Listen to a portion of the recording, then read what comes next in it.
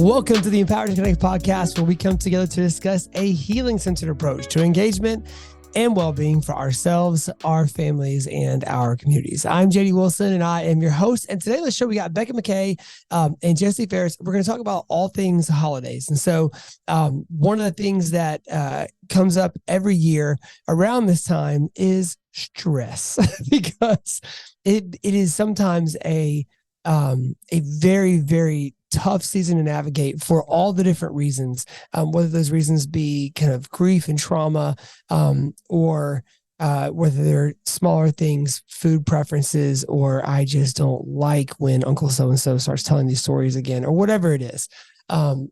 It can be a tricky time to navigate. And so we're going to talk together about ways to navigate that. This is by no means an exhaustive, comprehensive list, but we wanted to give a bit of a framework for ways to maintain connection and to stick together during the holidays this season. So without any further ado, here they are now, Faris and Becca McKay, talking about the holidays. Okay, as we talked about in the introduction, it is Becca McKay and Faris and myself, and we're talking about the holidays today, particularly just the holidays, because for all of us, for different reasons at different times, these can become kind of tricky seasons to navigate with your family, with your own self and your own history and past, with whoever you are parenting with, be it siblings or extended family or a spouse, partner, whatever. So all we're trying to say is that we feel it and we know it's coming, and so do you. And so around the holidays, there are so many emotions and so many feelings that are kind of wide ranging. We wanted to talk about just some practical ideas for you for how to navigate that season well. And so I will just defer to you, Becca, to start off and say, why is it more difficult for us to do that in seasons like this? Yeah. First, I'll say holidays can be so fun. They can be a great time of year. They can be super joyful. It might be something you look forward to all year, something you think back on all year. But at the same time, I think any of us, and I'll say this as someone who doesn't have kids yet, with or without kids, holidays can just bring up big emotions. And I think there's tons of reasons for that. A couple that come to mind is holidays are this thing where there's so much nostalgia wrapped up in it. So however holidays were or were not celebrated when you were a kid, you just bring that kind of sense. And I think a lot of us are trying to chase that childhood wonder, or I remember it feeling like this, or I remember it being like that. And so we bring that into our current situation, and things change. Things change, families change, families meld together. I know for some people, holidays are hard because you're navigating. Maybe it's not your turn to be with your family, you're with the in-laws. And so you're having to navigate that process or things like that. But I think the first thing that we bring to holidays is a lot of our own experiences and what we wish that it would feel like. That's the first one that comes to mind. Yeah, I think that probably informs our expectations too about the way we want it to be now. And I think what makes expectations so tricky, y'all, agree or disagree, but you've got your kids' expectations about what they wanted the holiday to be like. You've got your own, you've got your extended family, everybody's bringing something to the table, and often it doesn't quite match up, and often it's not quite realistic. Yeah. So, and it's formed by so many things, including the way it used to be, the way we always dreamed it could be in the future. It's all the past, present, future, all mixed up together, and what we're kind of expecting to get out of those couple of weeks or a month. Can I add something to that too? It's depending on where you are, there could be competing priorities and expectations, literally. Maybe at your house, everybody eats dinner on the couch, but then you're at grandparents' house and everyone sits around the table and it's more formal. And I know that's just one example, but it's what you're saying. I think some of it's is internal expectations. Some of it is also rules that we put on kids. The rules could change, and that can be hard for families to navigate. Yep. I think, when you have extended family and when you have, I'll use air quotes here, that extended family that maybe everyone's not excited to go see, that can bring up a whole bunch of different feelings as well, which can then make issues that are not normally issues become issues, right? So maybe the food pickiness flares up more at so-and-so's house than it does at home. Or maybe to use a word my grandparents use all the time, just the orneriness, the general orneriness of a kid spikes in a certain location more so than at home or than other family locations. And so all those things, for all those reasons, it's just tricky to navigate seasons like this. And it can, if you're not paying attention to your own self, one of the things, and I'll just speak for myself and not for anybody else, like we can just live with a existential kind of dread, just like walking into that season and not even realize it, like kind of carrying that almost like you're almost like you got a bunch of programs running in the background of your phone and you're like, why is it going so slow? I don't understand why it's bogged down so much.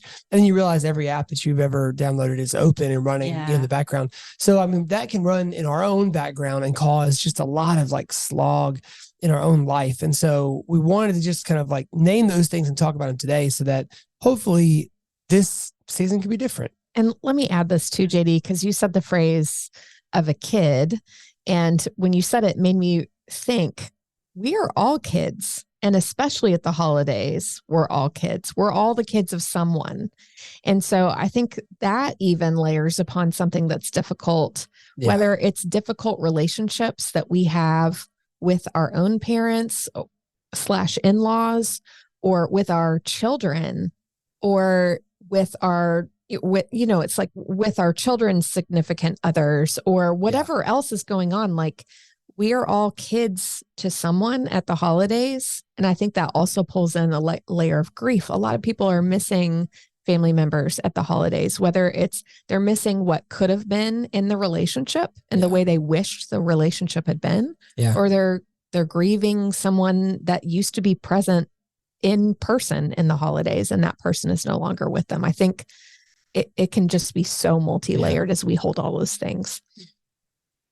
Yeah, that's so true for so many families and kids. And I think sometimes you're prepared for it and sometimes you're not. Yeah. We had a conversation here in the office just the other day about how, sometimes it's like, oh yeah, well, my mom's favorite holiday in the whole world was Christmas. And so she had all of her things set out. And so I expect to feel sad at Christmas. And like, we didn't really care about, and this is not my story, but just for example, we didn't really care about Thanksgiving, but for some reason, man, I miss my mom this Thanksgiving. So sometimes it can hit us unexpectedly and that can kind of catch us off guard. And we're not always prepared for it. Holidays bring up memories. That's just part of it. And so that's going to trigger some different feelings and emotions. I think a lot of our actions come out sideways when that's happening too. So, I mean, whether it's our parenting, whether it's our relating with our spouse or relating with our parents, our own parents, it's a lot of things that are coming out if we're not aware of them are just coming out sideways because we're holding so much stress, so much big feelings. And that's happening with our kids too. I mean, we didn't even talk about the holidays for our kids are a time when they're going from usually a time of structure at school to like they have all this free time ahead of them, or like they've got sensory needs that aren't being met, or they're eating a different kinds of food than they normally eat. I know I'm feeling really weird on the evening of Thanksgiving because I've binged on all these favorite foods. And then it's like, oh my goodness, I'm so full. I don't feel great. Yeah. Let's talk about that for a second, because you're also adding in travel and some people are switching time zones and your body clock is off and you're, maybe you're used to having, I don't know, like oatmeal for breakfast or like a granola bar. And now you're having cinnamon rolls and hot chocolate and it's fun. And that's awesome. And hello, sugar spikes. Grandma's not making your daily protein shake for breakfast. There's so much that's different around the holidays. And then, if you're listening and you're like, yeah, I wish that was me, or your life is going on, you're still going to your shift, you're still picking up the things, you're still doing the things while you watch everyone else live out their, quote unquote, best life on social media. So you're like, maybe you're just heading to work in the morning and you're doing your regular routine and you're having to watch other family members or friends or people like that, eating the cinnamon rolls and getting to kick their feet back and binge watch a show or whatever it is. And so I just think, there's so many layers to this, and it's physical and it's emotional and it's relational and it's all of those things wrapped up in a time with also a lot of pressure because it's short. Like you feel so much pressure to make this count because this is Christmas and it's supposed to be all these things. And we've only got this short time together. I know something that my family carries, kind of heavily is we live super far away from each other and we very rarely get to be together, very rarely. And so the times when we do, it's almost like you're fighting that temptation to be like, it's not enough. It's not enough. It's not enough. And so that can add in some complexity to it as well. For sure. For sure. Yeah. I mean, maybe it's time to transition because I feel like we're overloading the plate now. Like, do you feel overwhelmed yet, guys? Do you feel stressed out? Good. All right. If you're listening, you probably do, right? Like, I feel that way right now. So why don't we talk about, let's tackle some of these things and talk about some practical workarounds for them. And let's maybe start from the broad and go in. So for travel, I mean, chances are most of you listening are going to travel at least sometime during the next couple months, right? Whether it's to go see family or to go do something special or whatever. So let's talk about how do we approach travel in a way that, that can set us up for success and not to like go ahead and just like dive right into the chaos. I am wondering if I can even zoom out. Is that okay? I'm wondering if expectations is the first thread I would pull, because I think that then plays into how we approach travel, how we approach relationships, all of those things.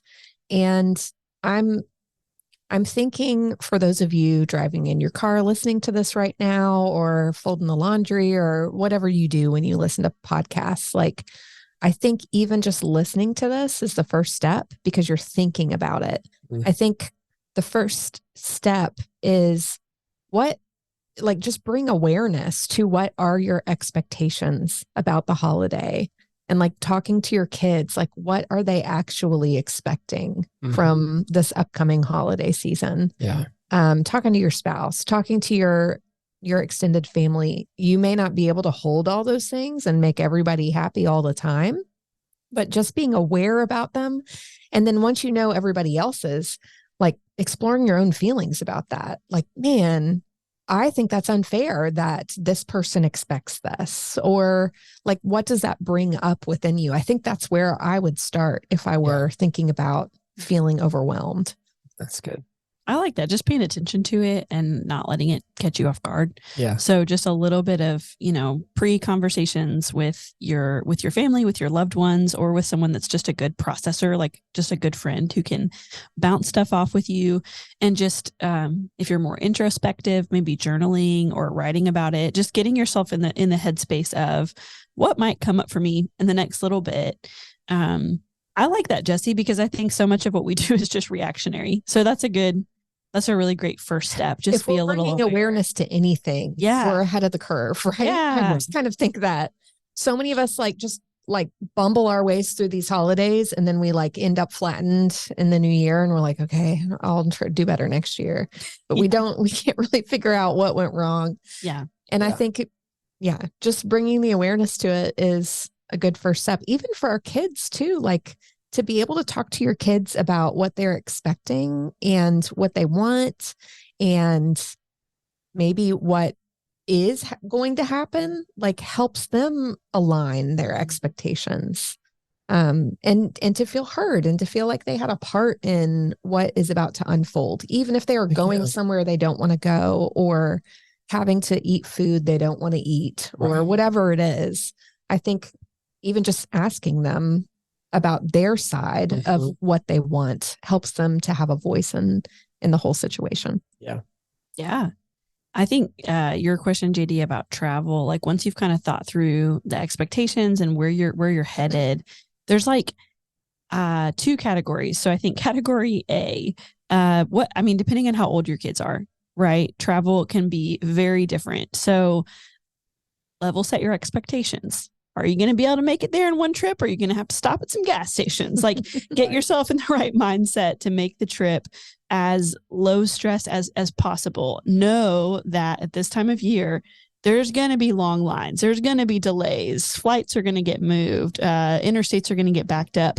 So just having that in your mindset as you go into it, and then preparing yourself and your kids with how do we handle time together in the waiting, because so much of travel is just waiting.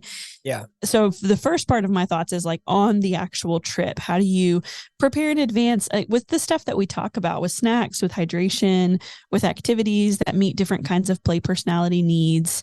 My other half of it is when you travel, you're going somewhere different. Are there routines you can take with you? So is there a certain way you do bedtime? And so that's two different conversations if anybody wants to jump on to the trip part before I transition, but just thinking about those two sides of travel. My only thing to add on is just to remember that you pack at least $100 to go in Buc-ee's, because it just always piles up so fast. It really does. You go in for some fudge and you walk out and you're like, what in the world? Gets you every time. Well, the problem is you go in for some brisket and a breakfast taco and then some roasted pecans. And then, I mean, like, and you walk out with the Buc-ee's onesie. Buc-ee's pajama pants. Yeah.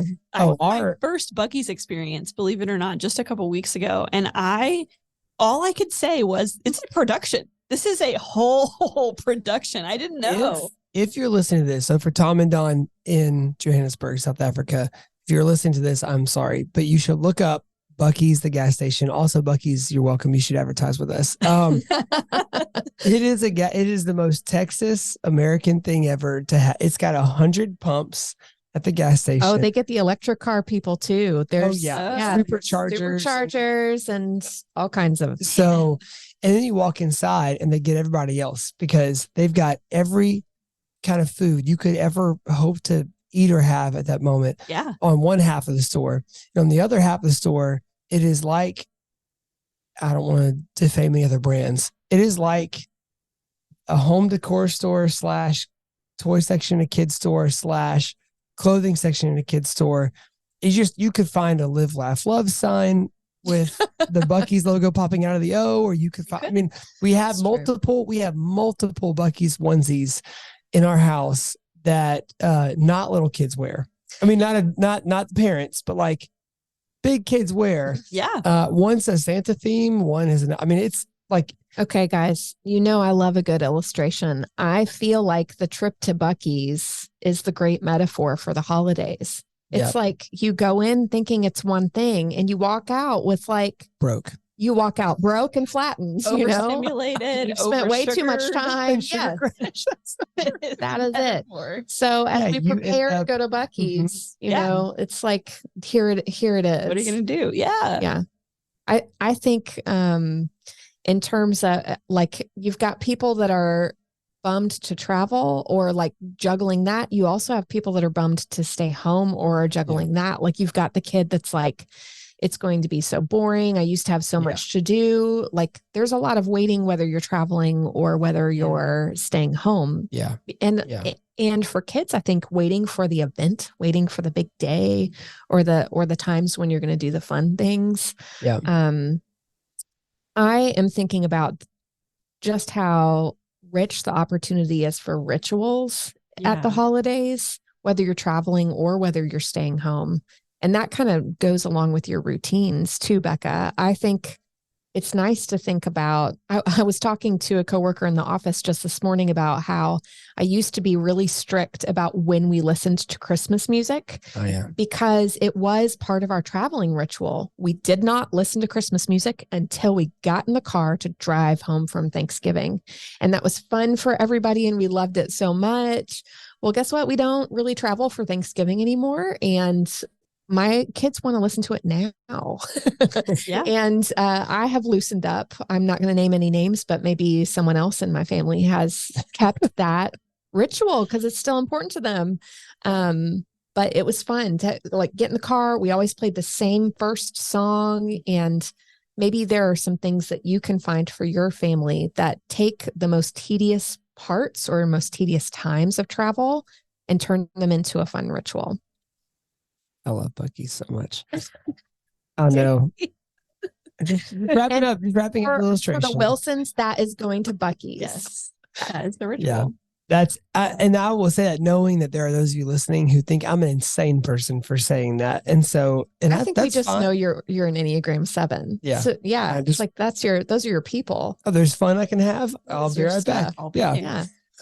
So yeah, that's fun. So, you're traveling, you get to the place. And I think thinking about, big meals, obviously we talked in our last episode of Carpool Q&A about food and picky eaters and all of that. This is like the Super Bowl for picky eaters, right? This season, because you've got either only the stuff you really love, talking about rituals and stuff. Like we make poppy seed bread in our house all the time, and it's gone immediately because it has icing on top. So therefore it's just ready to be eaten all the time.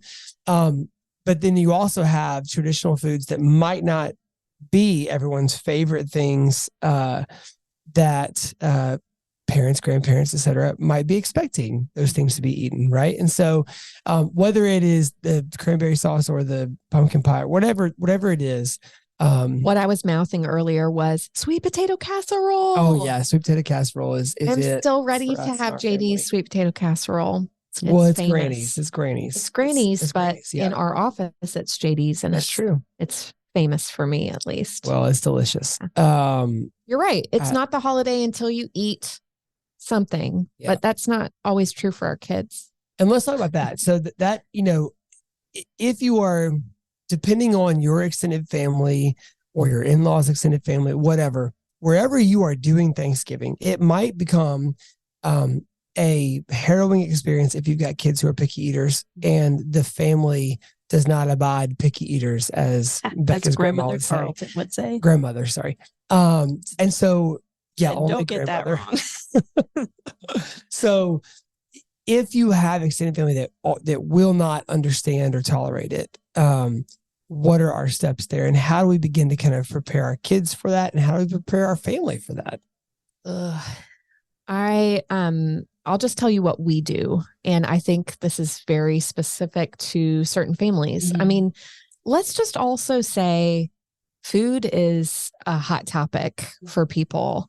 Yeah. The way, like, humans, maybe even especially Americans, but maybe it's a human thing, have a complicated relationship with food. Mm-hmm. So the way we think about food, the way we talk about food, there's so much that goes into that. Like you heard me say, I feel icky at the end of a Thanksgiving day. And that's partly because of what I ate nutritionally. Sure. It's partly because how I feel about what I ate and its nutritional value. You know what I mean? Like, I think there's so much that goes into that, and what we eat and what we want our kids to eat and what we don't want our kids to eat. Like all of those things, right? And then you've got food allergies and food preferences and sensory preferences all layered in there. So let's just acknowledge that first. But I think in my family, if a child does not want to eat something, they'll say, no, thank you. Or if we ask them to try it, they try one bite and they say, if they're asked how they like it, they can say, it's not my favorite in this dish. That's the script. I hear that a lot, guys. I hear that a lot. I do have at least one picky eater in my family, and I will hear that's not my favorite in this dish. There is somebody in my family that loves rice and could eat it every day of their life, but only certain kinds of rice. And I'm even telling you, like, it could look like the same, but if it's a different brand or it like has a different something in it, that person knows.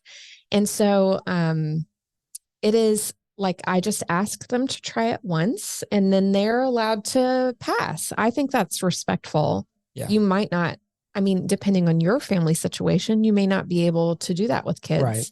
I would teach that kid then to put a very small amount on their plate.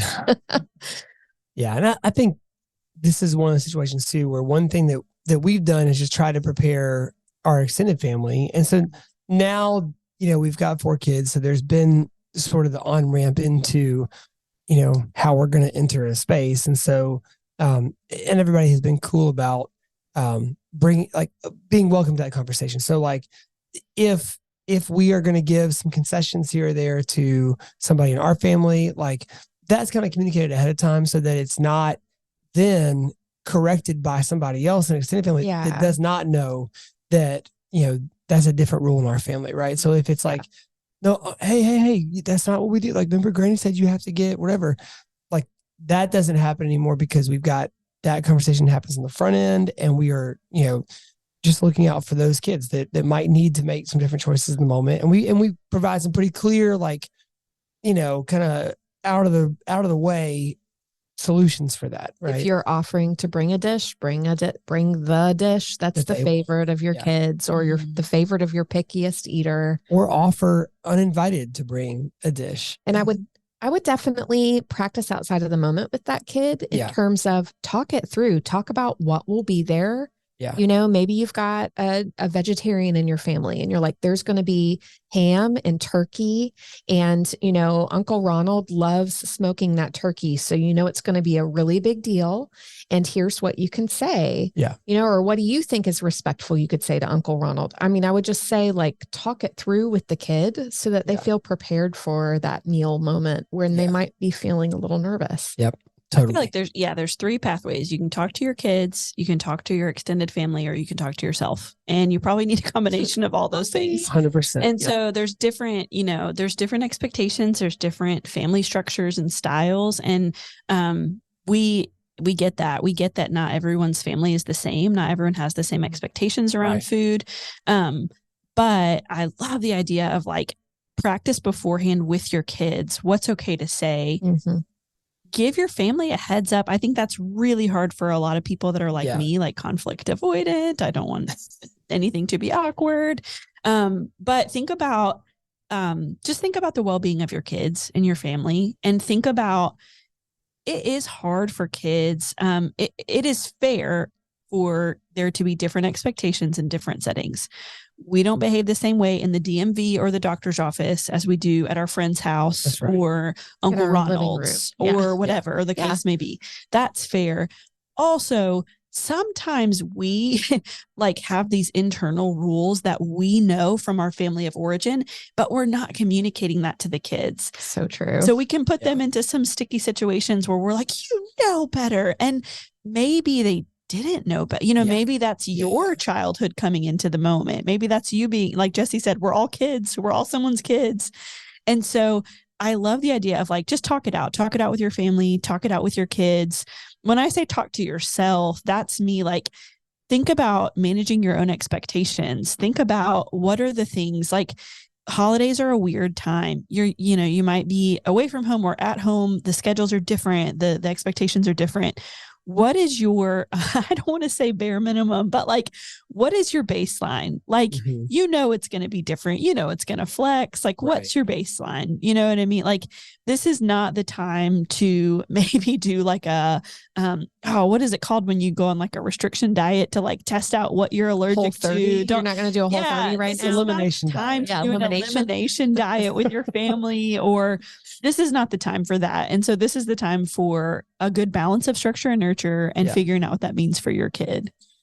I think as I think about just what we hold during this time, I'm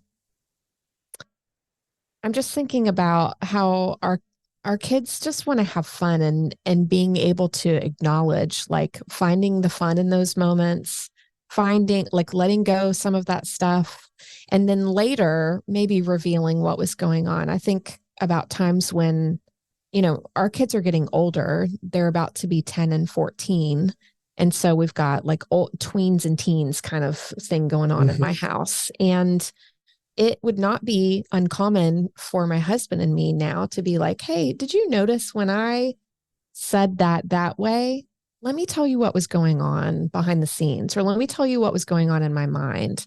Or, like, we'll talk about going over to a family member's house and be like, okay, well, this family member doesn't have the same rules, but we still want you to behave this way. Yeah.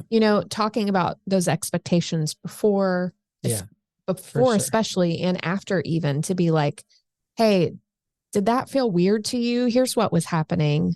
And I think that can be helpful for our kids as we stay connected to them. And then it frees us up to just have fun in the moment, knowing that we'll circle back to whatever dynamics were happening with all the people present, or even just what was going on in ourselves with our own stuff, you know? Yeah. Yeah. If you can find a way to maintain sort of a shell around your nuclear family, like when you are going to visit somewhere else, if there's going to be sources of stress there, if you guys can just find a way to stick together and communicate in a way that's going to help you to stay together, and where you're not turning against each other, and that's a huge win. We might have said this in another podcast, but I think it can be helpful, or even like a kind of fun ritual, if you've got like a code word or a little little body language wink or something, pull on your earlobe, that a kid can let you know when they need help or support, or they're struggling, or you know what that thing is. The kid that needs to tell you something that's important in that moment, but doesn't want to draw attention to themselves. I think you can have maybe even a little fun with what that thing is. Yeah. We're talking about kind of specific things, but maybe what I want to say is that if I'm thinking ahead of the holidays, I just think giving choices is maybe one of our best connecting. Obviously, all of them. Be curious, respond thoughtfully, repair. All those things are still true at the holidays. But maybe what I want to say is like, think about the holidays and think about a lot of times I don't know, y'all tell me if this is your families. A lot of the biggest meltdowns happen when someone in the family has decided we're all going to go to the Christmas tree farm and pick it out together, or we're all going to go bowling, or we're all going to watch this movie. And I think that we're all like, I don't know, maybe that's just a Tarleton family thing, but I wonder if it might be true for other families, that sometimes it's the expectation that everyone's participating in every single thing. And if we can think proactively just a little bit, like just to the next hour, and be like, okay, everyone wants to play phase 10. What's the opt-out option? Like, or what if they don't have to? Like, what's the opt-out? What's the option B? Yeah. Depending on how big or small your family gathering is at the holidays, you might need to have multiple options. That's or right. Like, I'm even just thinking of the different family styles of like family marathon, where we're all together all the time with no breaks. Right. Yeah. And then you've got the other style where like everyone's on their own and can do whatever they want at whatever time they want. Right. And you're really kind of like walking into a situation, assessing like what's the situation here. But different people have different preferences. So you may have like kind of a person who really values autonomy walking into a family marathon situation. Like, that person needs to be able to step away, go do their thing for a minute. Yeah. Or vice versa. The person that's wanting like to do all the things with, like, let them come with to do something special. Mm-hmm. And I think something that I remember, I think it was Tana saying last time we talked about this a few years ago, was just maybe there's a room, there's a space, there's a closet, there's something at the house that can be the safe spot for a kid. So no questions asked. If they need to go down to the spot, they can either make their eyes at you to give you the signal, go whisper something to you, but they can go to that room and be by themselves and have some space. That's not always physically possible, but when it can be, even just that safety valve of like, okay, if I need to go somewhere else for a minute to cool down, or just because it's loud and overwhelming, I can do that. That can be really, really helpful. I was even thinking about the way Becca had talked about bringing your routines with you. In our family, in the morning, we have one kid who rises really early, like before everyone else, even before most of the parents. I had to talk about like we got most of the parents in the house. Like, my husband's the early riser, but sometimes this child wakes up before he does. And even when we're out of town, we immediately need to take that routine with us to make a plan for what that early riser will do. Even if we're all in one hotel room or we're in a family member's house, like, where can that child go? And what will they do for like the 7 hours until we wake up? That's kind of a routine we have at our house, but we have to make kind of a travel version of that routine when we are away. Yeah. Maybe for y'all, that includes like a bedtime routine. You do certain things in certain orders. And so maybe you're going to bring the chapter book that you're reading with that kid, or you're going to bring their special soap that they use in their bathtub, or favorite bath toy or whatever it is. But I think creating that sense of normalcy within all the unpredictable can be really helpful. Yeah. And you can bring routines. You can also, we've said it earlier a little bit, but my dad, so I spent one summer, my dad lives overseas, and I spent one summer with him. And the thing that we decided as I was going there was every morning we're going to go to a different coffee shop. That was nothing we had ever done in any of my childhoods, in any of my whatever, but it built a ritual for us. And so now at the holidays, we go get coffee somewhere. Like it's bringing that into this new season. It's not something that has like childhood memories for me, but it's a sweet moment that I have with him. He doesn't do that with my siblings. That's like our thing. And so I think just the encouragement to, I know a lot of people that listen have teens or older kids. You can bring old routines and rituals. You can also make new ones, and they can change as your kids change and as your family changes. Just look for opportunities to meet each other in the chaos, in the hustle and bustle, and look for chances to really connect with that specific kid in a way that they enjoy in this season. Yeah. Yeah. And I would offer my last kind of closing thought would just be, if you are parenting with a partner in a situation, husband, wife, spouse, whatever, y'all work hard to get on the same page before you go. Yeah. Work hard to stay on the same page as you're there, and work hard to stick together as kind of a team when, like, don't let the child militia split you guys up and pit you against each other. Because that complicates the situation so much further, right? And especially if you're at one of the other's family. So just do the work ahead of time to have those discussions together, be on the same page, and to go together into and through the holidays. It'll make life a lot easier. It's not easy. It's just, it just requires a lot of conversation. Yeah. I want to add to that and say, we don't have kids yet, but my husband and I have had some of our biggest fights have been because we weren't on the same page and we didn't know it. So if you're listening and you're not parenting yet and you're just thinking about, but you are married or you're in a relationship with somebody, just remember what we talked about earlier about all the stuff you're bringing into the conversation, and be willing to work it out together and make a plan for next time if there's repair that needs to be made.